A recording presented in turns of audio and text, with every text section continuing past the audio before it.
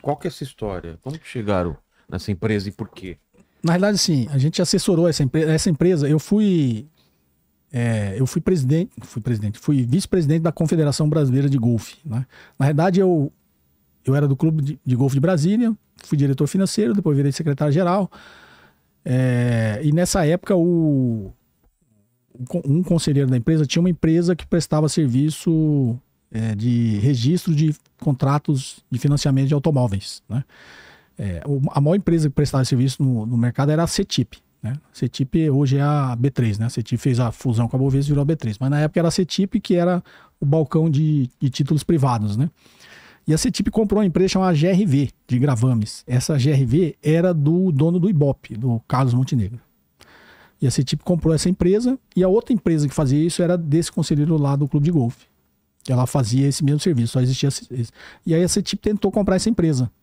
Quando ela tentou comprar essa empresa, esse dono da empresa, o conselheiro, me procurou. Ele era conselheiro do Clube de Golfe e eu era diretor financeiro. Ele sabia que eu era da área, conhecia muito. Ele veio, você não quer me assessorar e tal? Na época eu só acompanhei, eu não tinha muito tempo. Falei, eu vou indicar uma outra empresa aqui em São Paulo e vai te acompanhar. E participei de algumas reuniões. Aí a CETIP decidiu não fazer o negócio com ele, porque surgiu alguns questionamentos ali da operação que ela tinha feito com a empresa do dono do Ibope. E aí ela decidiu não fazer esse tipo de operação. E aí a empresa falou, você vai continuar assessorando, a gente gostou da assessoria, porque quando você faz uma assessoria de M&A, você tira um raio-x da empresa, né? Você descobre coisas que nem o dono da empresa sabe. E aí a gente continuou assessorando, aí surgiu uma outra tentativa de aquisição de uma empresa do Rio de Janeiro, aí nessa a gente assessorou e tal, e continuamos ali, não deu certo, continuamos levando. Aí, em 2013 para 2014, ele falou assim, quer fazer uma auditoria na minha empresa e tal? Eu falei, não é o negócio da boutique e tal, como eu tenho uma outra empresa de treinamento, eu falei, não, eu posso fazer uma auditoria pela minha outra empresa. Eu fiz uma auditoria, no laudo da auditoria eu disse, né, a cartilha de tudo que ele tem que fazer. Tem que profissionalizar a empresa, fazer a governança corporativa, compliance, código de ética, código de conduta, fiz tudo que ele tinha que fazer. E falei, eu te ajudo nesse processo, se você quiser eu te indico as empresas, né, que faz contratação de executivos, a empresa que faz a governança corporativa, e assim fiz. Quem fez a governança corporativa dele foi o BMA, que é o maior escritório especializado em fusões e aquisições no Brasil, né, que assessora o Jorge Paulo Lema, né, em todas as aquisições da Ambev, foi ele que fez, né. E aí essa BMA fez a governança corporativa da empresa, um novo estatuto, com tudo bonitinho. Contratei a Michael Page para fazer a contratação de executivos. A Michael Page é a maior, né, recrutadora de executivos do mundo, né.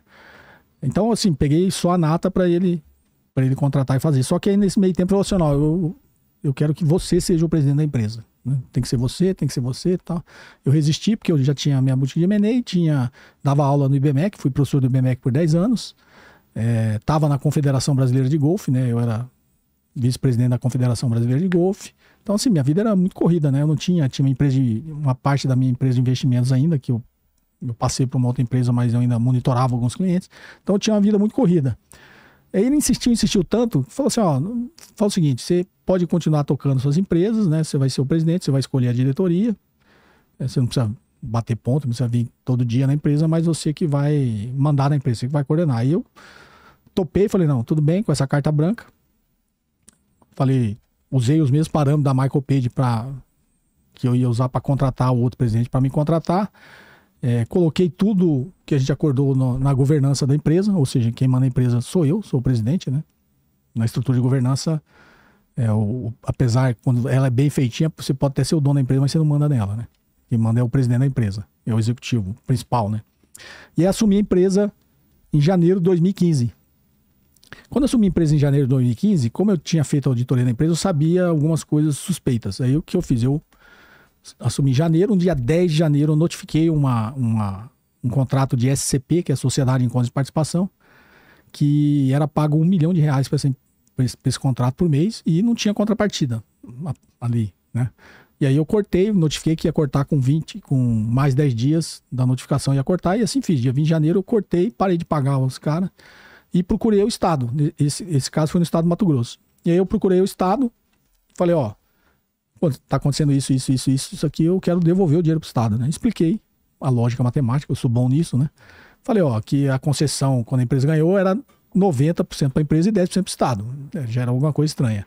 Quando eu fiz as continhas, esse 1 milhão que ia era como se fosse os outros 40, entendeu? Então, em vez de ser meio a meio, eles fizeram 90 a 10 e esses 40 que era faltar para completar os 50 ficava com esse contrato. Propina, né, na cara. E aí, isso que eu cortei, fui lá, sentei com o Estado, falei, ó, vou devolver, expliquei, falei, vou devolver. E aí procurei o presidente do Detran, aí eu fui com o chefe da Casa Civil, ele me mandou procurar o presidente do Detran, que era novo também, era até um delegado de polícia aqui de São Paulo até, que era o presidente do Detran lá no Mato Grosso. E aí eu fui lá, fiz um termo aditivo, devolvi pro Estado.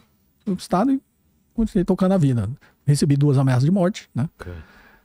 Meus 2 carros até hoje são blindados, né? O meu, da minha esposa, desde essa época. Você imagina, o cara lá no Mato Grosso recebe 1 milhão por mês, você vai lá e corta. Pois é. O cara não vai ficar feliz. Não vai ficar muito feliz com você, né? E eles já tinham me ameaçado, um por mensagem que mandava para um outro diretor, né? O cara ia me pegar, e o cara fez essa ameaça num ambiente formal da justiça, um escrevendo de justiça na frente, assim. Eu não fui, mandei um preposto da empresa, o advogado de uma audiência, pasmem, eles entraram na justiça para pegar esse 1 milhão de volta. Cara... tamanho da cara de pau. E eles ganharam na primeira instância e na segunda instância dentro do Estado. Eles só perderam quando chegou na STJ em Brasília, que eu consegui derrubar. E aí, numa dessas audiências que foi em Brasília, o cara falou, ó, avisa o Cobori, nós vamos vir aqui buscar ele. Falou isso na frente da escrevendo da justiça. Cara. Aí, obviamente, estava no uniforme, meu advogado já fez uma notícia crime, que eu fui ameaçado. E essas 2, a primeira de ameaça foi protocolada no Ministério Público do Estado do Mato Grosso e a segunda na Polícia Civil do Distrito Federal. Tinha essas notícias, eu passei a andar de carro blindado. Em junho de 2016, saí da empresa. Eu estava quase fazendo um negócio com a Bovespa, né, na época, mas aí a Bovespa entrou nesse processo de fusão com a CETIP, que virou a B3, e eles acabaram saindo do processo e o negócio não saiu. Toda a empresa me enchendo o saco lá para almoçar com o senador, almoçar com o deputado, eu nunca aceitei. Fiquei puto lá com esse tipo de assédio e saí da empresa. Junho de 2016. Fevereiro de 2018, sai uma primeira fase de uma operação do Ministério Público do Estado do Mato Grosso. Nessa primeira fase, eles tinham quebrado o sigilo bancário de 59 pessoas. E eles tinham pedido prisão e busca e apreensão em 57. Né? Então, as únicas 2 das 59 que eles tinham pedido era a minha e a do advogado que eu contratei quando os caras pediram a propina de volta na justiça. Aí, obviamente, eu olhei o processo e falei... Eu até brinco, né? Qualquer detetive fez um curso particular pela internet e ia descobrir que eu fui o cara que devolvi o dinheiro pro Estado, né? Quem roubou foi os outros. Até porque a operação era até dezembro de 2014. Como eu virei presidente de janeiro de 2015, não tinha nada comigo mesmo, né? Só que aí começou a sair só o meu nome na imprensa do Mato Grosso. E nessa época eu dava muita entrevista pra Globo. Né? Quase toda semana eu tava na Globo. Aí eu pensei assim, acho que como eu tenho essa visibilidade nacional, a imprensa tá pegando meu nome pra ter audiência, né? E aí, mesmo assim, eu mandei o advogado pro Mato Grosso. Falei, ó, Delinho, vai lá e fala pros caras que meu nome tá saindo na imprensa e tal, eu não tenho nada com isso. Essa primeira fase, inclusive, eu nem fui atingido, mas eu quero prestar esclarecimentos, né? Porque eles quebraram o sigilo bancário, eu quero prestar esclarecimentos no Ministério Público. E aí o Ministério Público falou pra ele, ó, a gente não quer ouvir ele não, né? Só se ele tiver alguma coisa importante pra falar. Aí meu advogado voltou, né? Que é inclusive meu amigo, falou assim, Cobori, ele falou isso, não quer te escutar, mesmo que você tenha uma coisa importante para falar. Como ele é experiente, eu vou traduzir para você. Ele quer que você faça uma delação.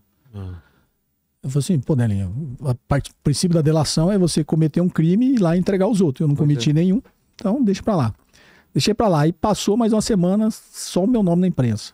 Aí, Delinho, volta lá que eu quero falar com o Ministério Público. Aí ele foi e o Ministério falou, não, a gente não quer falar com ele não. Se for falar com ele, só no final do processo. Aí o Delinho voltou e falou assim, Cobori, tem alguma coisa estranha. Você foi presidente da empresa, os caras tinham que ter no mínimo curiosidade para te escutar, né? Ele tá vindo, ele que vai, né? Você que vai lá, pegar um avião lá e conversar com ele, por que eles não querem conversar com você? Ele falou, tem alguma coisa estranha aí.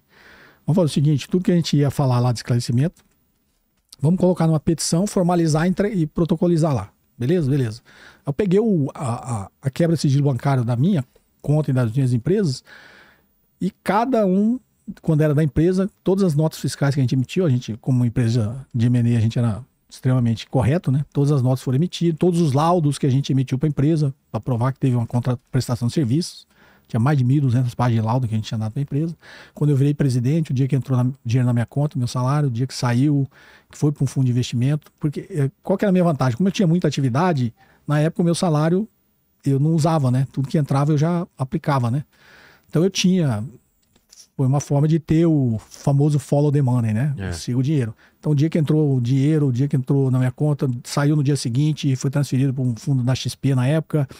O extrato que o dinheiro está lá no fundo da XP, é declarado no imposto de renda, tinha tudo, assim, o caminho do dinheiro. E aí, foi lá, protocolizou, entregou lá, beleza, não tem mais nada que fazer. Maio de 2018, os caras batem na minha porta, né? Aquele, na época do ambiente, na época da Lava Jato, você sabe como é, né? Aquele monte de gente na rua e tal, eu morava numa casa. E aí, ó, a gente tem um mandado de busca e apreensão. Na hora eu assustei, mas eu fiquei tranquilo que o advogado tinha falado pra mim. Você tá morando onde? Em Brasília. Em Brasília. Aí o advogado já tinha falado, ó, o risco de sofrer uma busca e apreensão você vai ter porque você foi presidente da empresa. Então, na hora eu assustei, mas depois eu falei, não. Então, fazia parte. Faz parte do risco. E aí entraram, constrangimento, né? Pegaram os meninos, desceram, tira o telefone de todo mundo, meus filhos, minha esposa, põe um cano da sala, revira a sua casa inteira. Não tinha nada. Computador, não devia nada, né? Então, até os meus advogados já tinha vindo pra minha casa, que eu avisei eles. Eles até falaram, não precisa dar senha do computador, não precisa dar senha do telefone, você não é obrigado. Mas eu dei tudo, né? Não tô devendo nada, pode entrar aí, né? Abriu tudo. E aí passou, acho que umas 2 horas que eles estavam revirando a casa, e o cara me chamou no fundo de casa, tirou outro papel do bolso e falou assim, ó, tem um mandado de prisão contra você. Aí, putz, assustei, né? O advogado olhou, tá absurdo, né? Só tinha ali, dava a entender, tentativa de obstrução de justiça, alguma coisa assim. E aí, levei um tempinho para avisar minha esposa, e aquela confusão, né? Minha esposa chorando e tal, porque como eles eram um negócio do Mato Grosso, eles me pegaram, botaram no avião e me levaram para Cuiabá, né? E aí eu fui levado para Cuiabá. Cheguei lá... Avião comum ou avião... Avião comercial, É um constrangimento, né? Porque você tem que passar por uma área de transferência de preso que tem dentro do aeroporto. É separado, então? Que é da Polícia Federal. Tem uma área do lado do aeroporto de Brasília que é área de trânsito mesmo. Sim. Tem até cela lá. Os caras me enfiaram numa cela, nessa área de trânsito. Aí você é o primeiro a entrar no avião e o último a sair, né? Então, quando o avião tá lá, acho que o comandante da aeronave recebe a informação que vai ter um preso, né? Vai transportar um preso. Aí tinha 2 policiais, a gente entrou primeiro. Não é algemado, né? Não, eles não me levaram algemado, não. E eles me colocaram pelo fundo do avião, a gente entrou, aí você senta, 2 policiais do seu lado. Sim. Aí embarca o avião todo, e chega lá o inverso. Todo mundo desembarca, esse é o último a sair, né? E aí, primeira noite, dormi numa pocilga lá, que depois das 10 parece que você não pode entrar no presídio, né? E aí, dormi numa pocilga lá, depois fui fazer no outro dia fui fazer o depoimento. Depoimento, assim, ridículo, fiquei 7 horas depondo lá. O cara fez uma delação. Que alguém fez uma delação? O dono da empresa que eu fui presidente fez uma delação. Porque o que deve ter acontecido? A mesma coisa que eles ficaram dando indireto para eu fazer a delação, ofereceram para ele. Como o processo na primeira fase era até 2014, que é onde foi o mandato do governador lá do Mato Grosso, chama-se Val Barbosa, e esse governador tinha sido preso. E aí, depois que ele foi preso, ele fez uma delação. Aí na delação dele que ele entregou todo o esquema que deu origem ao processo. Sim. Essa primeira fase, né? Então eu não tinha nada com isso, eu entrei em 2015, que já era outro governo. Como eles ficaram, sei lá, oferecendo esse tipo de proposta para eu fazer delação, mas não tinha nem por que eu fazer, né? Não cometi nenhum crime, eles devem ter oferecido para o dono da empresa. Só que o dono da empresa estava encalacrado até o pescoço, porque a empresa é dele, então, como o negócio era até 2014, e o governador do estado entregou o esquema. Ele tinha que apontar para alguém. Aí ele estava assim. E qual que era o grande problema que eu falo da lei da delação? A lei da delação é para você entregar alguém para cima de você, não faz sentido. Então não tinha sentido, primeiro, o governador ter feito uma delação. Se tem alguém, o comandante do lado público é o governador. E o comandante do lado privado é o dono da empresa. Não tinha por que também eles aceitar ou propor uma delação para ele. Mas ele fez uma delação, e aí qual que é a lógica? Ó, até 2014, o ex-governador já entregou todo mundo. Inclusive você. Né? Quem que você vai entregar? Aí que ele fez, inventou uma história pro governo que tinha acabado de entrar, em 2015. E aí, a história que ele inventou é que eu pegava o meu salário de presidente da empresa e passava pro governador. Só que ele não tinha prova nenhuma disso, até porque eu já tinha mandado a prova inversa. Na petição que eu fui, tinha todo o caminho do dinheiro, né? Então a delação dele era baseada nisso. E depois lá, durante o depoimento, eu falei, pô, o cara fez a delação, eu tinha até anotado, né? O cara fez a delação dia 27 de março. essa petição que eu protocolizei com todo o caminho do Foi dinheiro antes? foi no dia 15 de março. Então, como eu posso Tá nem ter viram, dado né? dinheiro se o dinheiro, inclusive, é meu ainda? Tá lá registrado, tá no fundo de investimento e tá na minha declaração de imposto de renda. Né? E até porque o princípio da relação, se você não tem prova, você dá os caminhos da prova. Né? E ele não deu caminho de prova nenhuma. E aí, o depoimento dele era essas coisas ridículas que eu sempre cito, uma ridícula. Ele falou que me contratou para acabar com a corrupção, para acabar com a propina. Eu falei, mas a empresa é dele? Por que precisa me contratar para acabar? É igual, só ele querer. é só ele querer. Aí eu entrei e eu acabei. Tá lá a prova que eu não só acabei, como eu devolvi pro Estado. Tem um termo aditivo e tudo que eu gerei pro Estado depois que eu entrei até o dia da operação foi 30 milhões de reais que eu devolvi pro Estado. E aí tem toda a prova do que eu devolvi, que é o termo aditivo. Aí eu saí. E na delação dele, ele admite que depois que eu saí, ele voltou a pagar. Aí eu falei pro delegado, engraçado, né, essa história desse, qual que é o sentido disso?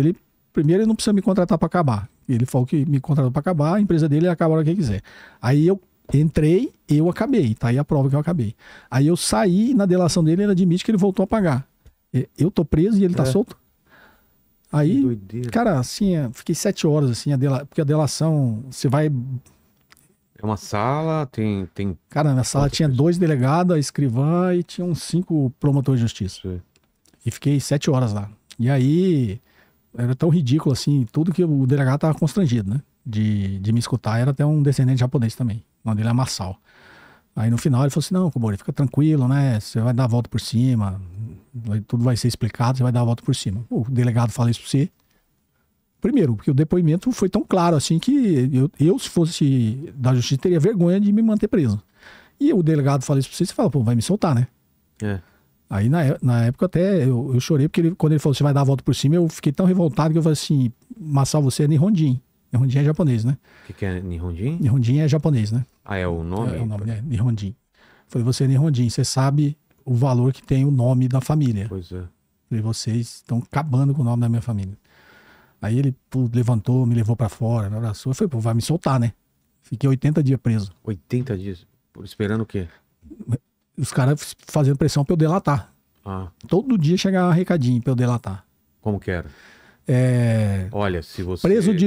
Outro preso recebia o advogado de outro preso, que eu nem conheço o preso nem o advogado dele. Aí o preso vinha pra mim e falava assim, ó, mandaram te dar um recado, se você não delatar, você vai morrer aqui. Nossa.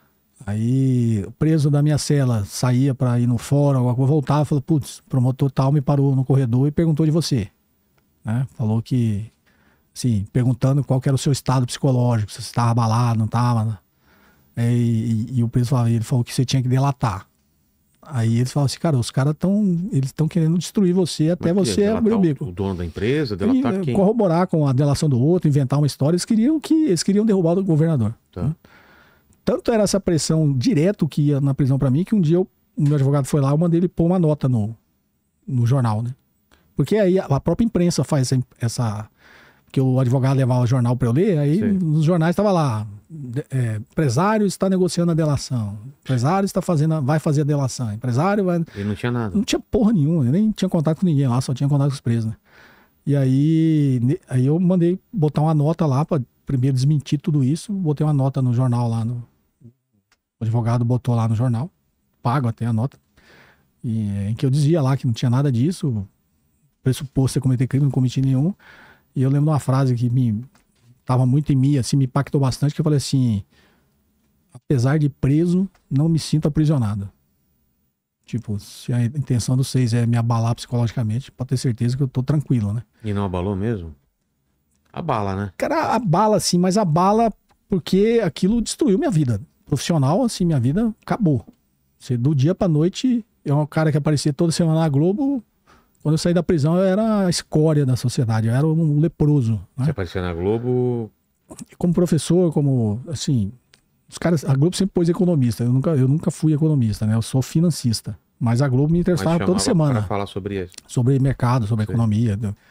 Isso que você vê hoje, mudou a taxa de juros, eu sempre ia, assim, e eu já era muito próximo, os repórteres da Globo, todos eles iam em casa, né? Eles já me conheciam, assim. Eu era uma fonte corriqueira deles. Se meu telefone me ligava, ia em casa. Quando eu não aparecia na televisão, eu explicava para eles montar a reportagem. Então, eu sempre tive essa didática, assim, eles gostavam, né? E você sentiu que Saindo da prisão mudou toda essa relação. Cara, Ninguém saindo mais da prisão, queria. primeiro, você acha que tem um monte de amigos que você não tem. Nessa hora que você vê, né? Os amigos que você tem, você conta na palma de uma mão. Você só tem a sua família, né? Minha esposa, meus filhos. A família da minha esposa ficou muito próxima.